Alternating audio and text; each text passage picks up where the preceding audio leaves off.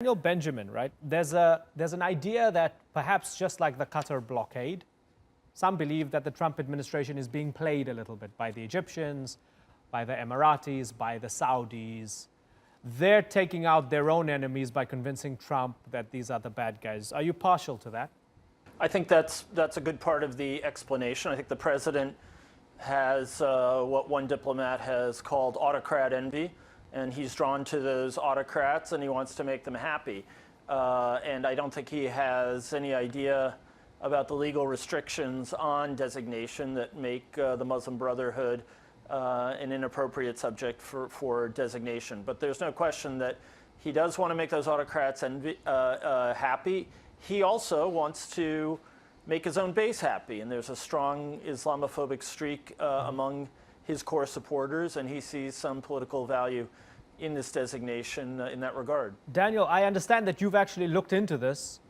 What are the legal restrictions in a nutshell? Well, I used to run the Counterterrorism Bureau at the State Department, and one of our jobs was preparing designation packages.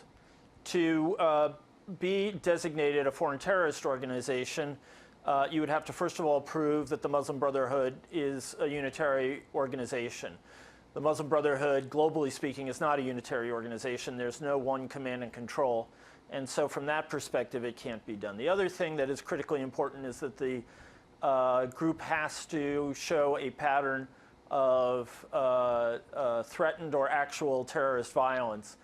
The Muslim Brotherhood in Egypt, which seems to be the focus of Trump's attention, has not been involved in violence and has officially forsworn violence for at least 35 or 40 years.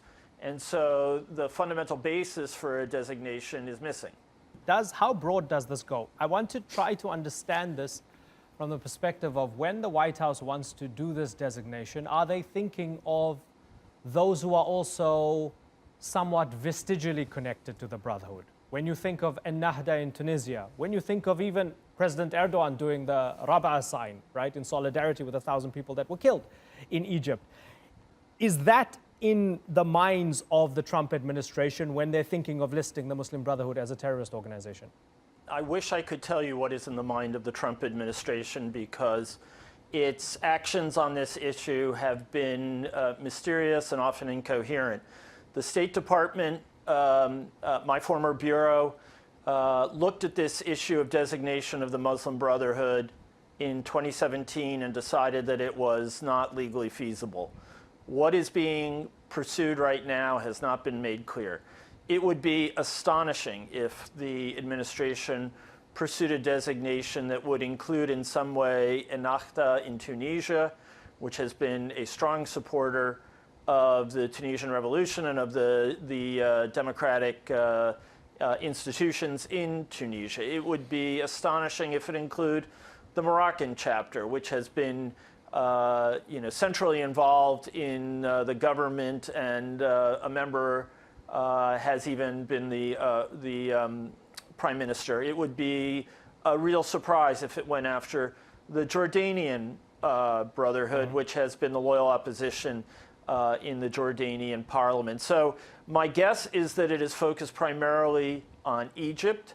And my guess also is that this is felt to be a strong enough favor to President Sisi, as well as to the Saudis and the Emiratis, who have been pushing for this kind of designation